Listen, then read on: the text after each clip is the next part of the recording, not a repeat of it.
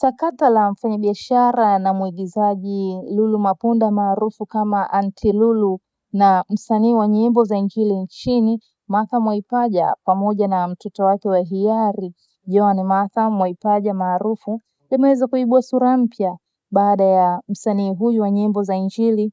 kuita polisi kufika dukani kwa mwigizaji Aunty Lulu na kumkamata mdogo wa Aunty Lulu anayefahamika kwa jina la Dora ambaye alikuwa yupo dukani kwake na wakampeleka katika kituo cha polisi kilichopo Kawe jijini Dar es Salaam.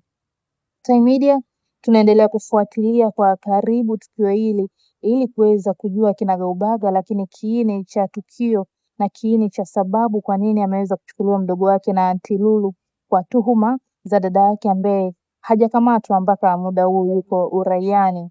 Time Media tupo hapa katika kituo cha polisi cha Kawe kwa ajili ya kufuatilia kwa karibu tukio hili. Tuandikie ujumbe wako kuhusiana na hichi ambacho kinaendelea kwa sasa. Ni sahihi kwa mdogo mtu kukamatwa kwa tuhuma za dada mtu?